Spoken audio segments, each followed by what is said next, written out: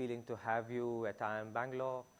And there are two things I must confess, and I'd love to do these sessions, which I always announce in the first class of every session, that I love teaching for a very different reason, because nobody listens to me at home. And when I get an opportunity to come, I grab them. Today I'm going to be a little duller than usual because I have a very bad viral fever. But I was very keen to meet you, and we will not let that bother us. I also wanted to engage with all of you today. Is it okay if I sit down? Okay. Then I'll be a little bit more energetic. So in the last Vista, a very strange thing happened. So our students invited me to give a talk on effective communication. And I was prepared. I'm always prepared to teach communication. But when I came in, I asked the participants last time that, hey, would you like me to talk about 6 lessons of career that I wish I knew when I was your age, or effective communication? And unanimously, they all said, sir, forget communication. Let's just talk about that 6 lessons. So I did that talk, and I didn't know that the talk went, it went all over the place. So I started getting lots of messages from many of you. And when Yash and his team came, that, sir, Vista is happening again, I said, all right, I'll go and talk. And this time, I thought I'll collect all those questions and do a talk with all of you. The title of the talk is not fixed, but we'll build it together as we go along. And what I want to do is talk to you about something that I'm very bothered about these days. So I'll paint 2 scenarios. And the 2 scenarios are very common in the world, at least that I live in. I get emails from questions, which is something like, I get emails from students, which is something like this. That, sir, I have been given admission to 2 colleges. Which one do I choose? Very classic question. When I was younger, I had also asked the same question. So I usually give my answer, which is very simple, that, hey, follow your heart. But then I know that deep inside, the student is really not asking this question. The question is a lot deeper. And I then start to discuss with them. And I teach here, I also studied here, and spent the best years of my life in this institute. So I'm very close to the staff, faculty, students, and alumni. And I started to observe their lives, and I started to notice that many of the students that I work with, not only in this college, but in few other colleges, are experiencing a tremendous amount of anxiety because of their career. Despite India having a ton of good institutes, despite our country having lots of opportunities, I feel that the student body is suffering from a tremendous amount of anxiety. And the anxiety comes from few issues, which I think all of us know. One is a classic psychological behavior called the fear of losing out. That if I choose institute A versus B and I take A, what if B is better? And that puzzles me, that why is it causing so much of stress and anxiety? And then I also work with a lot of executives because I teach an executive education program and discuss with them. Again, the same anxiety. That they are also very anxious about what will happen tomorrow, will we have a job? And it puzzles me that you all worked very hard to come where you are. And now you're all very anxious. And to me, that is a bizarre question, that the whole purpose of education is to liberate you from fear, is to make you fearless. But what I see is it is making all of us tremendous anxious and, in many words, afraid of our future. Do you agree with this? And I want to talk about this, that this is getting extremely problematic for all of you and to me, because I can't see my country go down like this. And in this talk, I'm not going to talk about what's happening. I'll probably tell you a different perspective, which if you know, might help you do something about it. And it is a observational based theory and talk that I start doing these days. I started my own school called the School of Meaningful Experiences 9 months ago with the same intention that our teenagers are going through tremendous anxiety. Their problem is, do I do math or non-math? And then in non-math, there are some classifications. Then in science, there's a classification. And I think if we are to understand these concepts better, I will give you two scenarios. Scenario one is a student who is studying in a very good college, is about to go to a job, very good job, keeps moving in life. But again, anxiety is deafening in them because I talk to them, mentor them, coach them. But last month, or I think the month before that, I met a very interesting guy somewhere. This person, he's about maybe 22-ish, and we got introduced by a common friend. And I asked him, so where are you studying? And he's like, I'm not studying. He left his studies at the age of 17 or 18, so he finished 12th, and after that he didn't go for a college. So I'm very curious that, okay, how are you paying your bills and what are you doing? And he's like, yeah, I last year did some coding exercises, I got some freelance project. The year before that I was building houses, I enjoyed doing that. The year before that I apprenticed with a company, there are a lot of people who give internship projects. The year before that I did nothing and just traveled all around the world. And I'm like, boss, you must be very rich. That's the first thing. कि बहुत पैसा होगा पापा के पास. He said, no, come from a very middle class, lower middle class background.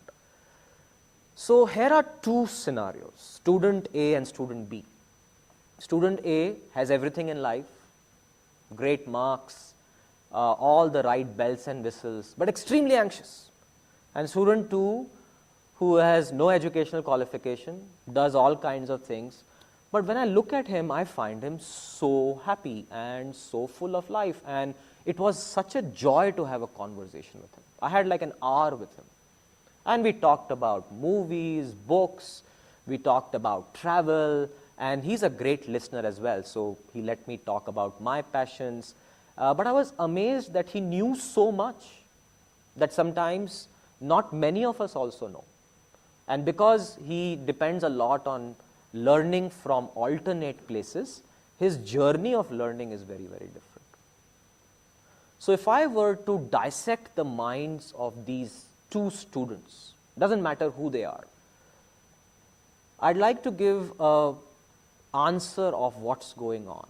And that answer is a little complex. It has three fundamental issues that we should be aware of, and two solutions that I would offer you so that you could do something about your anxiety levels and your life. So when I start digging inside student A and student B, there's a fascinating concept that Sherlock Holmes said, which was there in this modern episode of Sherlock. Has anybody watched BBC Sherlock? So there's a concept called Mind Palace, right? Which in the original book is called Brain Attic. That what does your brain attic have? And there's a fascinating scene between Holmes and Watson. And Watson says that, Holmes, you have no idea what's happening in the world. You're only focused on your work. And how do you survive? And Holmes says that, my dear Watson, I have no interest whether the sun goes around the moon or the moon goes around the earth, because it doesn't matter to me. What matters to me is that crime that is in front of me and the solution for that crime, because that excites me. And I will learn whatever I have to learn, forensic sciences, chemistry. And if you look at Holmes, he had all the skills to test hypotheses. He was not educated, by the way. He was not a degree holder from Oxford or anything. He was just self-learned, but extremely good at his work. So when I start looking at the brain attic concept of student A and student B, there are three fundamental differences. The first difference is, how does a student or anybody, even a corporate executive would believe in this, how does a student or a corporate executive depend on external validation? This word external validation is fascinating. Somebody has to tell us how good we are.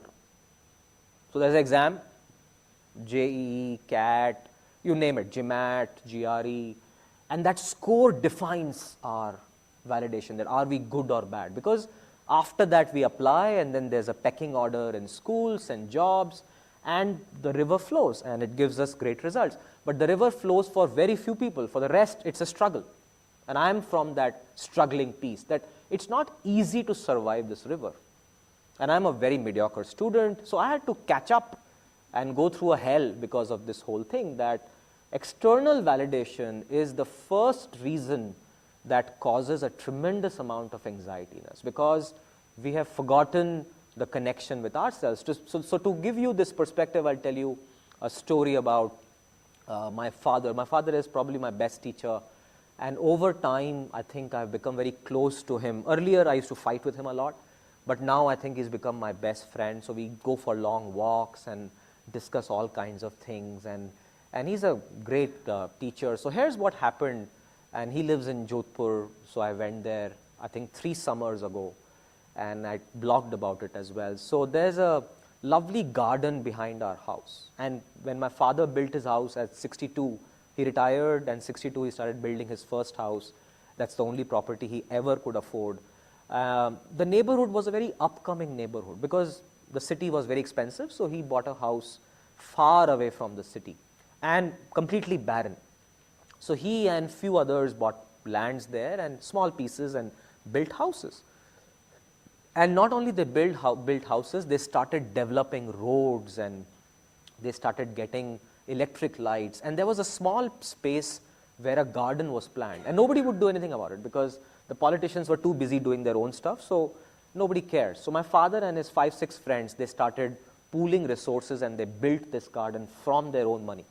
They started building a wall, they started planting trees, and in about 2-3 years, the results were amazing. That garden was the magnet of the whole society. Everybody would come there, and you could see the play area full of mothers and children, and everybody walking around, greeting each other. Perfect society. Now in this garden, there is a small place at the entrance where there is a marble plaque, a big one. And it recognizes the names of all those people who had contributed for this park. And my father's name was not there. So I was baffled. I thought maybe there's another plaque and his name would be there. So he was talking to somebody else, and I was standing there, so he came. And I asked my dad, Dad, your name is not there. You were the one who started everything. So he looked at it and said, yeah, I mean the politics was too dirty, and then people started putting all kinds of things, and I didn't have a good experience. So I did not even want them to put my name. So I said, Dad, you did everything. At least there should be some recognition. All your effort is gone. He's like, no, the effort is still there. It's all around us. Now my name is not on this wall, which is fine. But let me tell you that people in this city spit on walls. And I don't want my name to be there.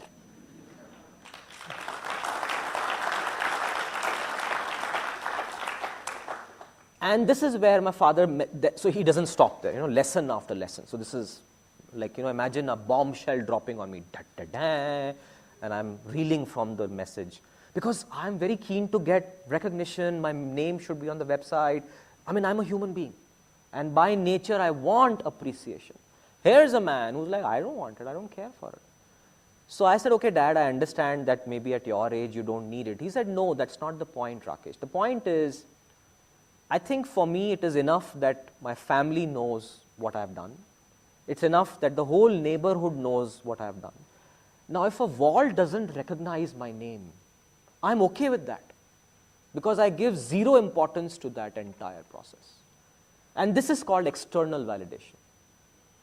That are we going to a college because of the awesome name it sounds, or are we going to a college because we genuinely want to learn something? And I find that students who are highly dependent on external validation experience a tremendous amount of anxiety. And the external validation does not stop at colleges. It goes to a company's name. Many students want to work with a branded company. I like these words, brands, because we teach those things here. And brands are trustworthy names. When I look at students not going to startups and going to a big company, like 30,000 people working in a company, but being a part of that company, I feel that something is going wrong in education, because your decision-making systems are based on the name of that company. So here's what happens to this student. He goes to this big company. He's forgotten. Nobody knows him. There are 30,000 people. Now, all you have is a LinkedIn name that, okay, you went to this company X. That's all. But the market doesn't care. You may think that I'll get a tremendous amount of validation, but the reality is that there are many people who have not worked with great companies and are still doing all right. So the first message I want to give you is that start looking at how you are deciding your careers, because if you're going to be dependent on external validations, then I think it will always be a rat race that you can never come out of. And I've experienced that for about 12 years. My first job was Wipro. Then in Wipro, this was in 1997. If you didn't go to America, you were nobody. External validation, American. You had to have the Levi's jeans, sky blue color, and white Nike shoes, like so white that Fair and Lovely would get shy away. So I think the whole idea was that I also aspired, but very soon realized that it was not that great experience after a point. And then from Wipro, I went to Intel, again a great company. From Intel, I went to Qualcomm, again a great company. But very soon I realized that after a point, it's very, very stressful because the external validation world doesn't stop. And then when I quit the corporate world, I started to realize that there is a world where you don't need external validation. And how does that come? We'll talk about it in the next few minutes. So the first thing is student A versus student B. Their minds are less dependent or more dependent on what? External validation. So that's the first concept. The second concept is something like this. By nature, our entire system, education, the way we live, everything is built on comparing with each other. And this is where things become very interesting. If you're on the positive side of comparison, you get a lot of rewards, you never have a problem. But again, those kind of people are very few. Average and lower average always have a tough time. If you are shorter in the class, there's a problem. If your name is like V, you have a problem. Then the apartment you live, whether you have a 2-bedroom, 3-bedroom villa, and I have friends who live in some apartments, very funny names they have. They have within the apartment, like a very expensive apartment, multiple comparison circles. The first circle is called Villa Club.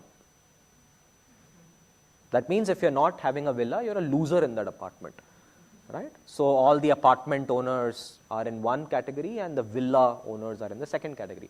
That's not enough. There's one more category, the expat community. People who are in apartments or in villas but are from, or they have US passports or something like that. And I find these things baffling, and people take tremendous pride. So I met one guy from that, hey, I'm so-and-so and I live in Villa 300. I'm like, good for you. How does it matter? And I think this is what is causing a lot of problems in all of us, that we also aspire to become like that. It's a pretty good thing to have. You get tremendous amount of recognition by the comparison articles that you have, and the world recognizes you, which is where the person who has the highest marks gets the highest job, and that's wrong. And this comparison is creating a tremendous amount of anxiety and stress in all of us.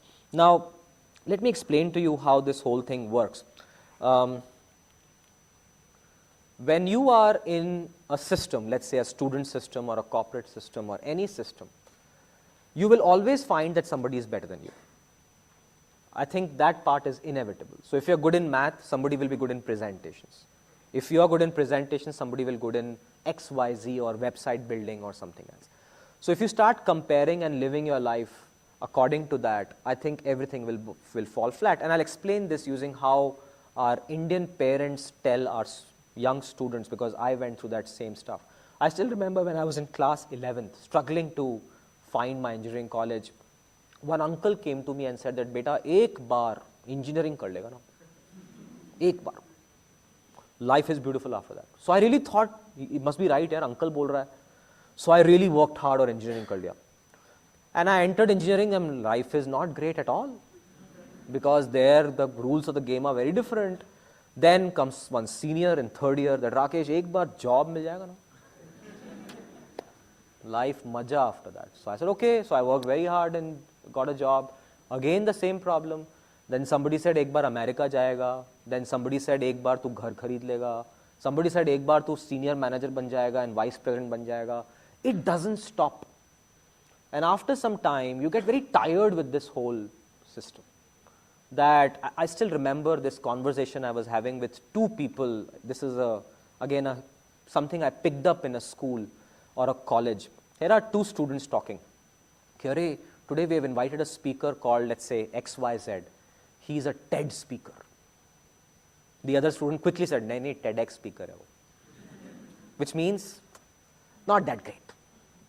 Now, here is me, an academician, who's like, my God, whether it is TED with an X or TED, tum dono to nahi ho na.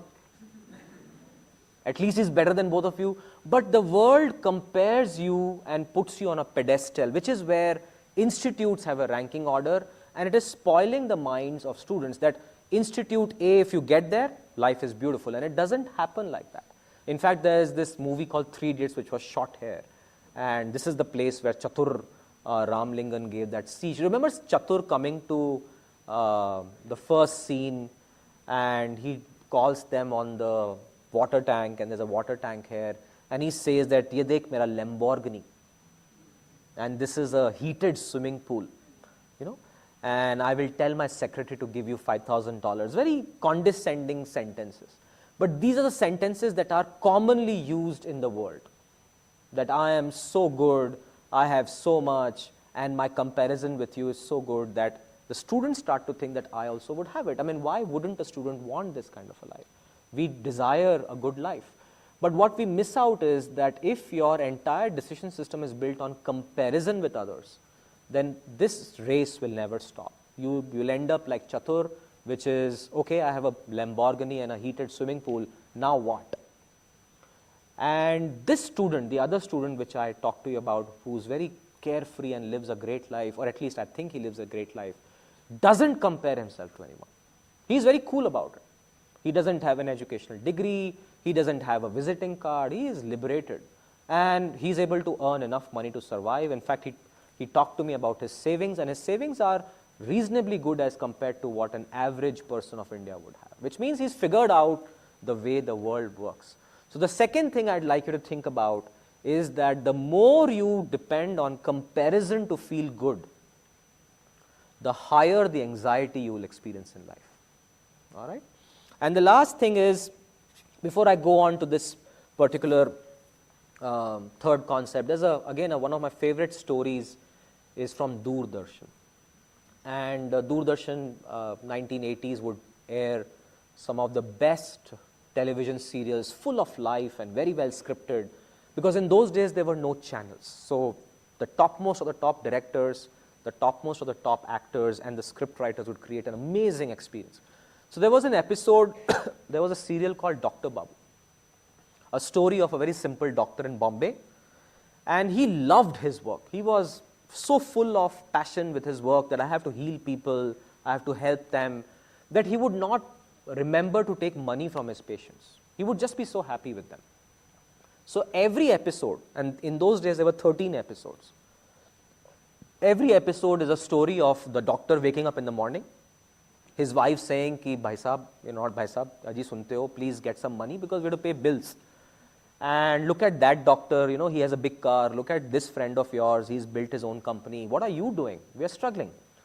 And he would leave the house with this dialogue, ki, "Arey Bhagwan, chinta mat karo, paisa aa jayega."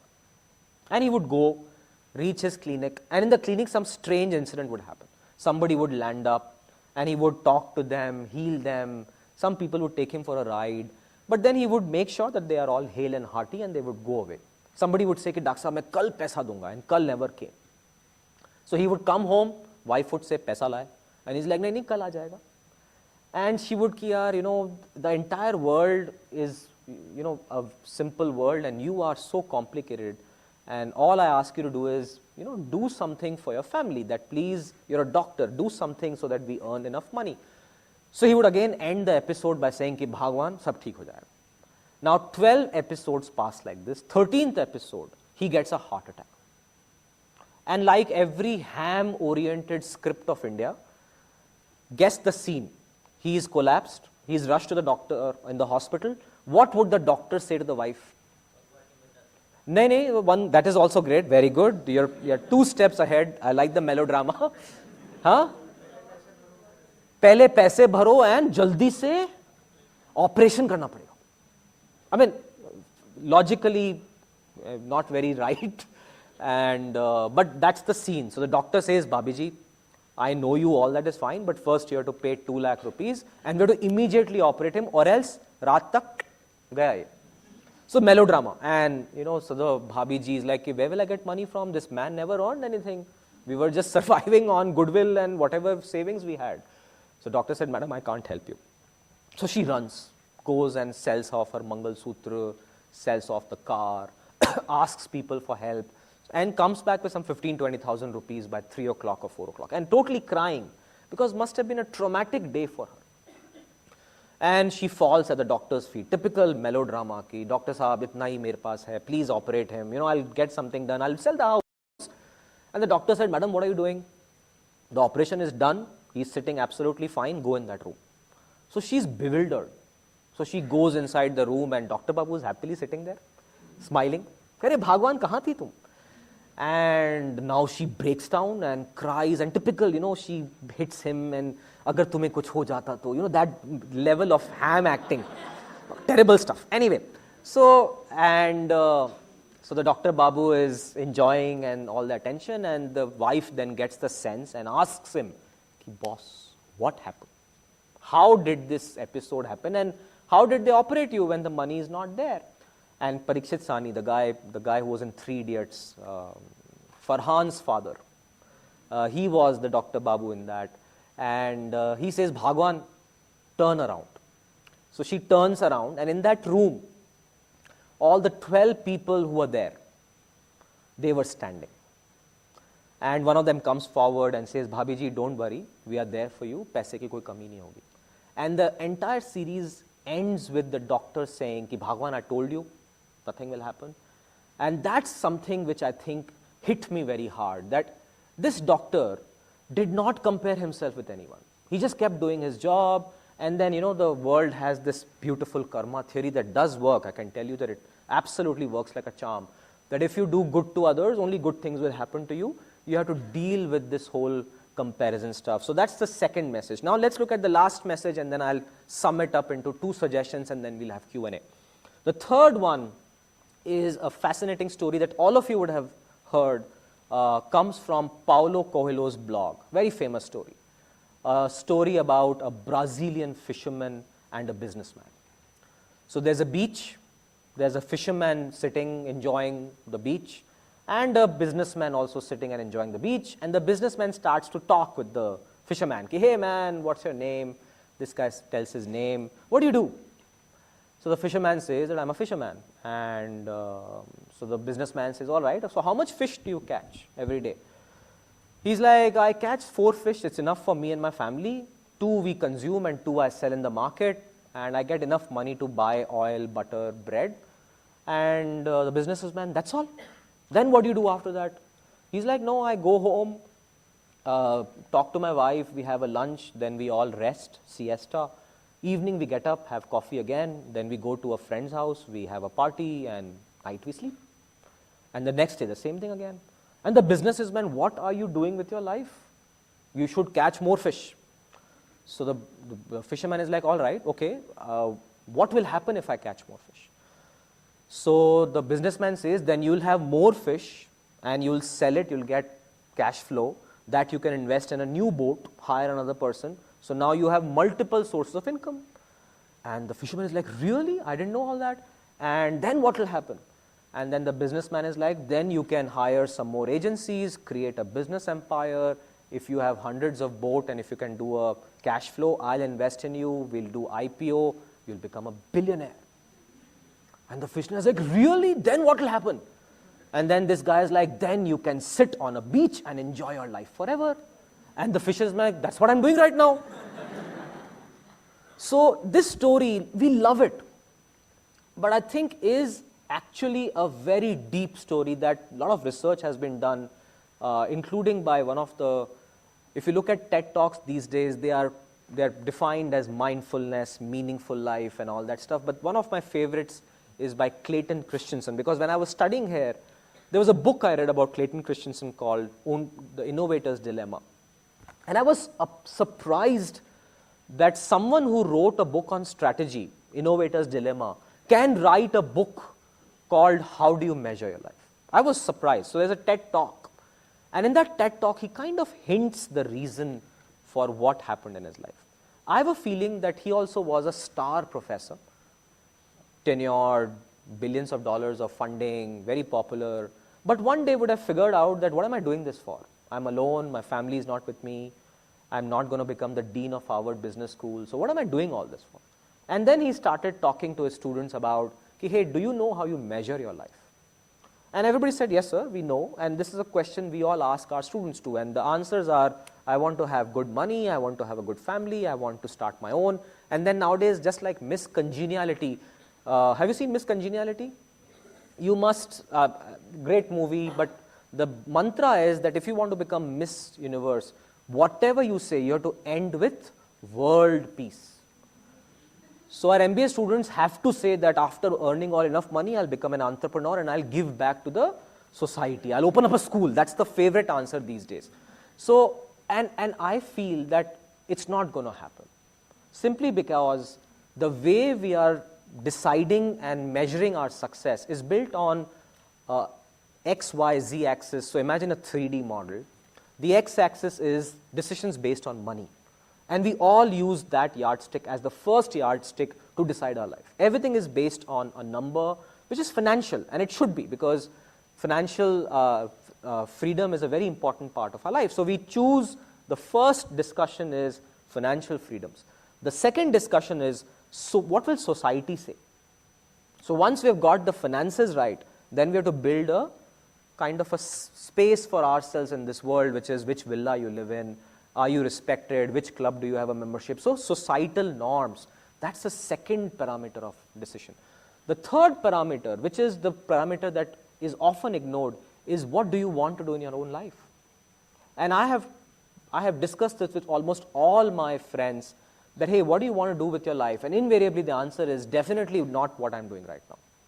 Somebody says I want to do X, Y, Z, and I ask them, why didn't you? And the answer is ki nahi yaar, paisa, loan, life catches up. And it's a very interesting mystery. So all of us, we take decisions based on financials first, society next, and personal last. But Clayton Christensen in his TED Talk, and there is a lot of research on this, says that can you measure your life in a very different way, which is not dependent on only the money aspect. In fact, Bhutan has started to measure life on gross happiness, gross national happiness value, GNHV, and many countries are following suit, that at the end of the day, people should come back home and have a good life. But if you're going to come back home late in the night and go on a telephone conference, struggle the next day and live in anxiety, I think the happiness quotient is very, very low. So the final thing that the student A and student B are able to think through differently is that student 2 has a different measure of life. Student 1, his entire discussion is based on a loan, EMI, savings, and it works backwards. And that's why you will experience tremendous amount of stress in your life. So now let me summarize these three concepts, that student A versus student B, the more you are dependent on external validation, the more anxiety you'll experience. The more you compare with others, the more anxiety you'll experience. And the more you have only a singular focus of measure of success, which is money first, society next, and personal life last, I think you'll have a tremendous amount of anxiety.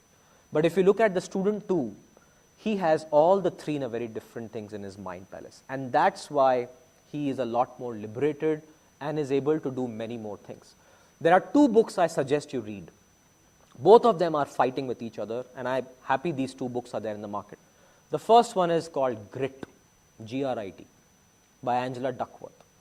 She argues, and she is this typical topper of the class, went to the Ivy League classes or schools, went to the best company in the world, and then has now become a consultant researcher.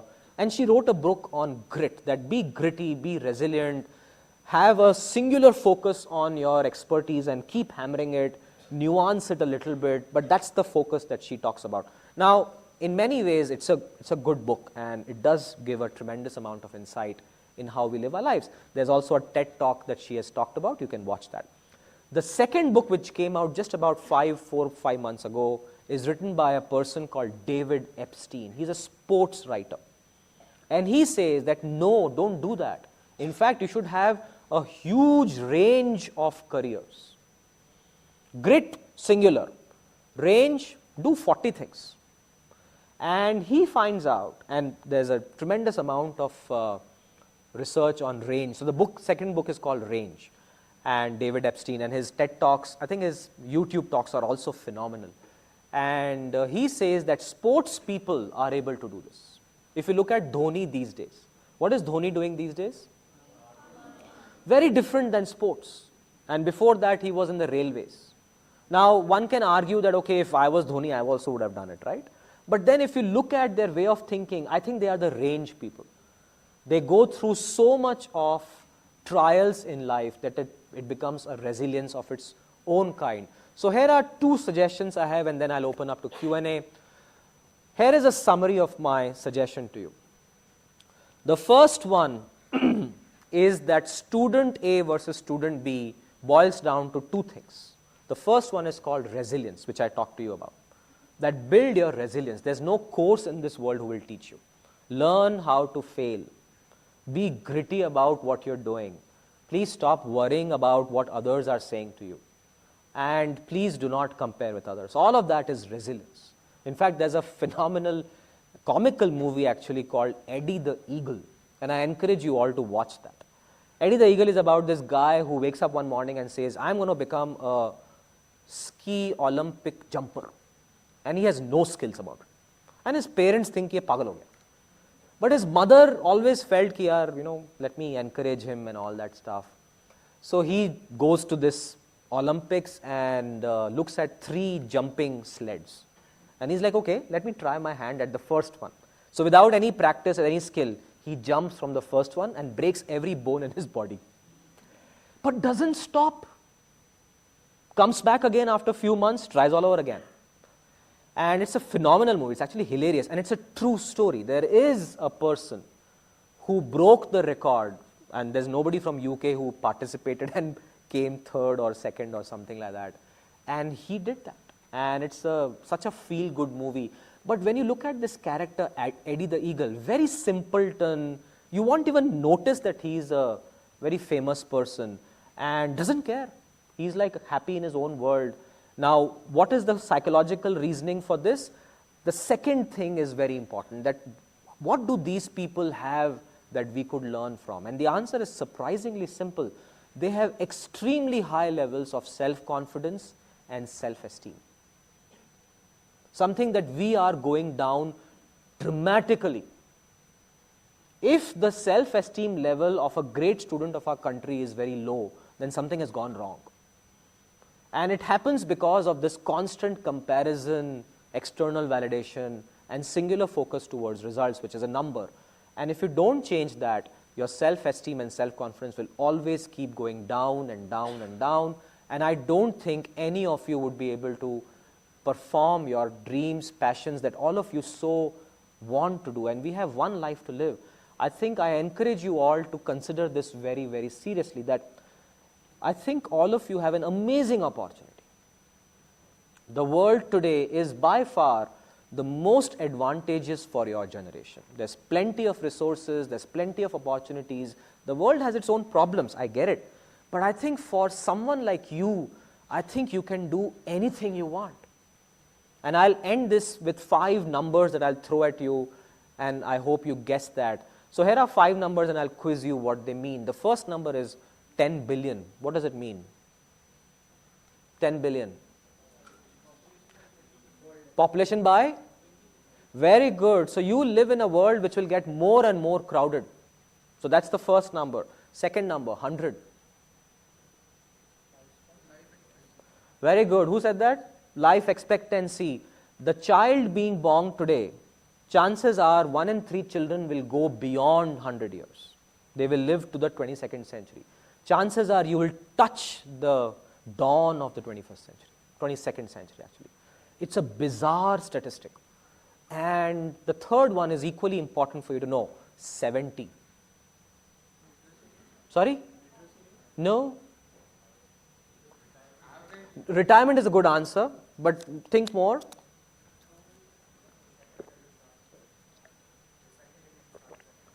Second innings, okay, second innings might be a good answer, but actually more than that. That's the fourth one, so I'll come to you on that. 70 is the number of working years you can go on till from the day of graduation.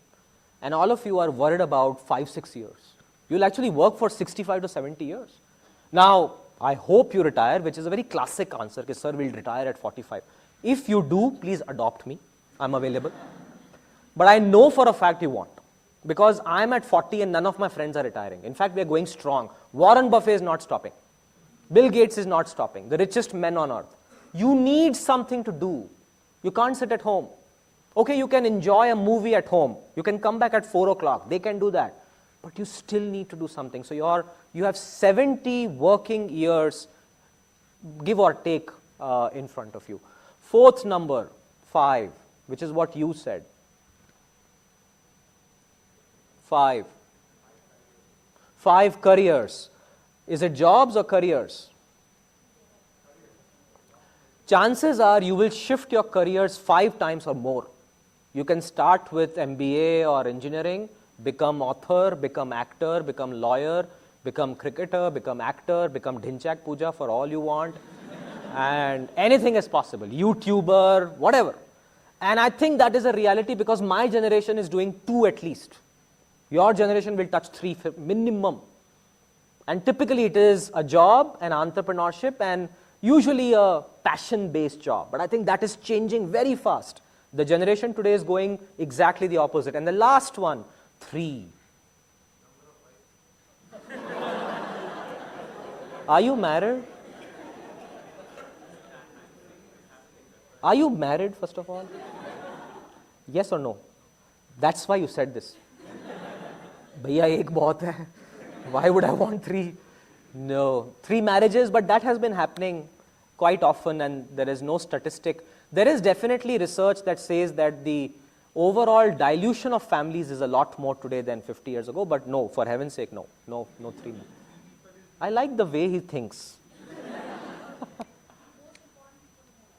No, who said that? Most important? No, it can be 3 and more, that changes. And with Facebook, it could be 5,000. Most important followers of your life who never come to you when you need them. 3, come on, think. Jeff Bezos made an announcement today. Child, no, children are anyway more these days. 3 degrees of? No, you can have more. In fact, Coursera and my course is on MOOC. So you'll do multiple degrees now. 4 and 5 is common. 3, sorry? 3 days, marriage, 3 days hopeful. I like the optimism you have in life. I'll give you the answer. There will be 3 places where human beings will live. The first is Earth. Second is Mars. And third is your generation. I have a feeling that 1 in 10 might get a chance. Might. Your children, just like we have passports, they'll be like, oh, we went to moon. Which part of moon, north or south? Because the comparison comes in. Mars, 4 villa or 3 villa? The world will get there. We'll screw up the Mars people also. So if this is the future, my friends, why are you wasting your life on anxiety for choices which are so simple? And the answer is develop your self-confidence and self-esteem. Develop your resilience. Please stop comparing yourself. Please stop depending on external validation. And the last is please find more ways of measuring your success. All right? So this was all I had to babble. Thank you very much. Any questions before I let you all go? How much time do I have? 3 minutes? I can have time? Okay, 5, 10 minutes. Okay, there's a hand there. Go ahead. Sir, I do a lot of introspection and all, but then I feel if you are contented, as a society, wouldn't we be less better off if all of us are content? I think so one is contentment doesn't mean not do anything. So there's a nuanced way of thinking. You are contented with your job also. And innovation comes a little bit more when you are contented and you have that passion in you. And there's a book you may want to read called Flow. So if you have high skills and you love what you're doing and you are feeling challenged, you'll keep doing that and you'll be very contented. That doesn't mean innovation stops. In fact, innovation is more in that area. It's exactly the reverse, other way around, that if you hate your job and if you are not skilled, you cannot innovate. So the question you asked is exactly on its head, that we need to be content to be progressive. Now, one is contentment as in contentment of the job. The second is you are dissatisfied because of a problem. And that dissatisfaction causes progress. So these are two different issues. Does it make sense? You should always be discontent or on the problem, that why is it that I'm not getting a taxi? Let me solve that problem. But that doesn't mean that, okay, I'm contented, so I'm going to not go anywhere. IIM Bangalore mein so jayenge aaj. Our security won't allow it, by the way. Right? These are two very different issues. Great question, but yes. Sir, since you said comparisons are bad, why would we schools encourage relative grading and the very cut system? No comments. I can't. So let me step back. It is changing very fast. I don't have an answer that yes, we have cracked it. Education is a very complicated ball of wax. Yeah, but there's a very gradual and visible shift. I now know of at least 15 companies who are saying, we don't care about your marks. Give us a candidate who can come and present a project, we'll consider. So that is happening. Startup world has already reached there. The second is there are many B schools with faculty who don't give an exact number. They give a relative number or a relative grading, which the student sometimes doesn't even tell the placement officers. So that day has also come. But I agree that bulk of it, and I'm one of those people here who always say that we should just let go. But I'll tell you a problem that I've seen in students. If you let go of certain clamps, then the students also misuse it. I find that a more bizarre. I'll give you an example. I said in my course that no attendance. They stopped coming. I was thinking that it's a sign of progressiveness. They stopped coming. And then the professor, who's very harsh on attendance, sab log pahunch jate the wahan pe. And I'm like, yaar, I am a little cooler fellow. My classes are not that bad.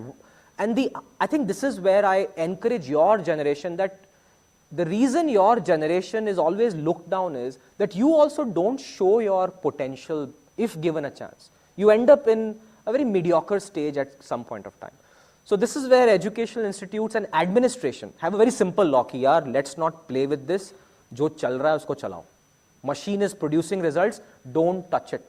And there's this famous quotation that if it ain't broke, don't change.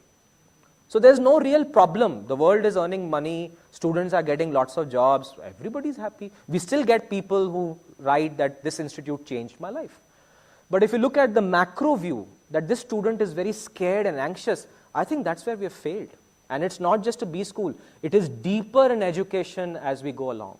And I work a lot with teenagers. Half of my work with teenagers is just to discuss with them, it is okay not to know math. If you're good in English, that's good for me.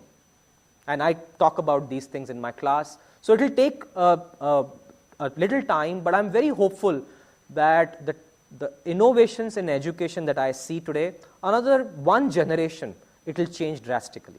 Your children would definitely have a very different view of education than you and I. Okay? Yeah. Anybody, please go ahead. So you explained about two concepts where one person is streamlined to only one, is specialized in one thing. Yeah. And then in the range book, he has 5 to 6 things. Yeah. Some people fail when they do 5 to 6 things, and some people fail when they are specialized in one. Yeah. How do you identify yourself to go into this stream or go into this stream? So that's what these concepts are becoming, that if you look at the trajectory of life, a very big problem is that we are not encouraging failure. We are treating failure as a very wrong aspect. And Range talks about it. In fact, on Netflix, there is a series which I encourage all of you to watch called Losers, Losers. It's a story about how sports people fail, like miserably fail, but still bounce back. And look at us. I mean, one day I get a C- in my course. I'm like, oh God, end of life. Let me just drink myself to death. So our tolerance to failure is very bad. And this is something very nice. Podcast was there on Freakonomics. I think it was this lady who wrote this book called Eat, Pray, Love. What's the name of that lady? Elizabeth Gilbert, I think. So there's a movie called Eat, Pray, Love, and she wrote that book, and she does amazing talks, and she says that we treat failure as a bad thing in our home. So we have a child called happiness, we pamper happiness and success. Failure, jaake baith jao wahan pe. And she says, don't do it. Failure has to sit on the same table because that's a very important fuel for learning. And our education system and our corporates are not encouraging that. That's a flaw. I think I'm part of it. Last year I flunked my PhD. I was devastated.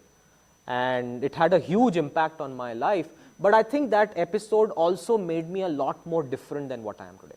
And that's what failures are. So it's not about choosing because of failure. It's about treating failure as an important milestone for the next stage, which is what Range talks about. All right? There were two questions here, and then I'll take last one, and then we'll go.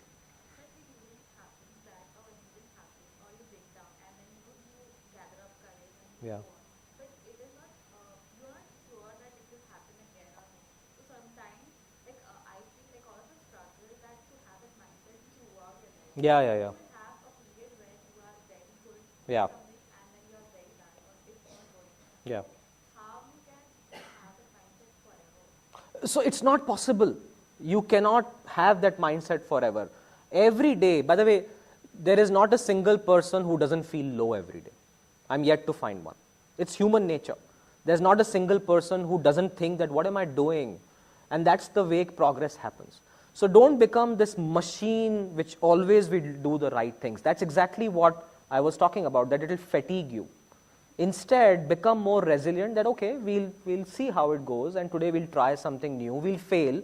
And when you fail, our self-esteem goes very low, right? So what happens is, there's a wonderful TED talk by Daniel Kahneman where he explains the peak end rule, that failure leaves a tremendous distaste in our life. And many of us would have experienced failure very recently. Would you call it a very joyful feeling or a very disgusting feeling?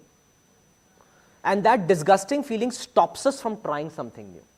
And that's what you need to start doing, that this world, 21st century, will give you more.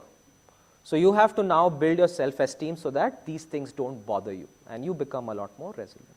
Okay? Yeah, one last, and I have 4 people, they're like, they're giving me the looks, ki, sir, enough, ho gaya. Yeah. So what do you think, that we should learn to face the anxiety period, or we should resist that period? No, I think talk about your anxiety. A very big part that you should all invest is, just like you have your physical hygiene, please invest in mental hygiene. Anxiety is a mental problem. Our brain is going through a lot of stress.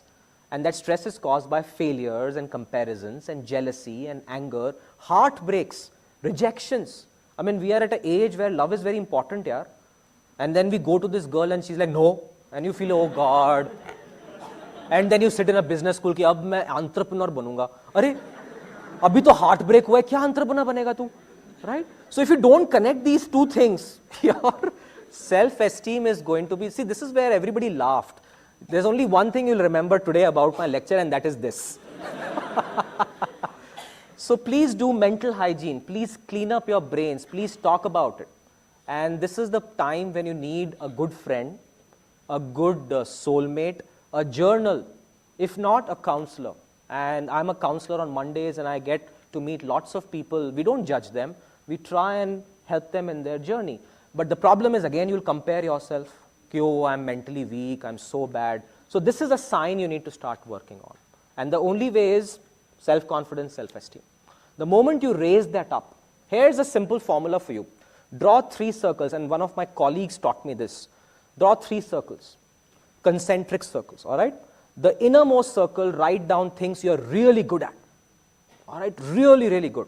That you can write good emails, you can drive a bike really well, you can sleep very well, you can eat amazing amount of biryanis, figure that out. But that's your core circle. Then the next circle, all those skills you're average. I can do a good presentation, I can do a balance sheet, whatever. And the last is all those skills you are really bad at as compared to others, like bungee jumping, acting, and like a South Indian movie actor who comes on the screen and he's handsome, good looking, fights 20 people, takes care of the girl, that kind of category. And your skills are none of them. By the way, I have one more problem. I think I have dengue, and even a machhar has put me down, yaar. I mean, my life, imagine my self-esteem right now. You come to campus, people beat you up, now a machhar also beat me up. So I'm really low right now. But the point is, when you do these 3 concentric circles, the answer is very obvious. The answer is, pick a life on the center circle. All of us are picking a life on the outside circle.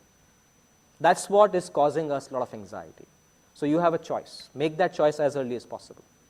Last question. Okay, any of you, I mean. So I do not compare myself to others, and that's a thing I have started to practice. But then the people around you may not have the mental capacity to understand what you're doing. Yeah. So change your surroundings. That's why you need to have multiple interests. Yeah. There is a word I want you to Google.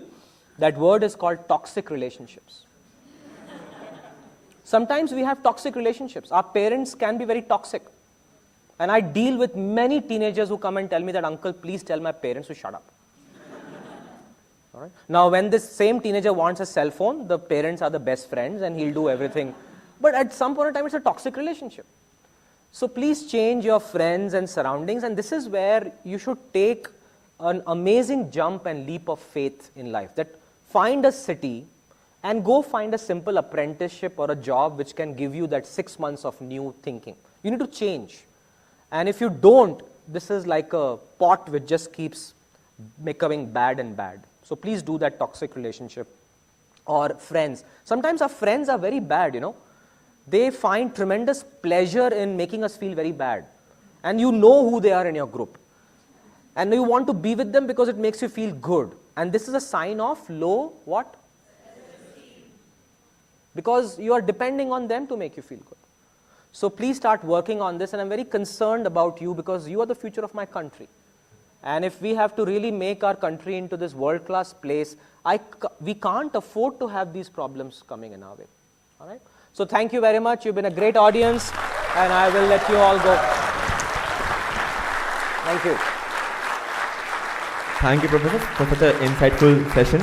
And a big round of applause to Professor because he agreed to come and address us in spite of having viral fever. Thank you, sir. I'd like to call upon stage Mr. Yash Parekh to give a small token of appreciation to Professor for being such a great, insightful session. Thank you. Thank you. Bye, everyone. All the best.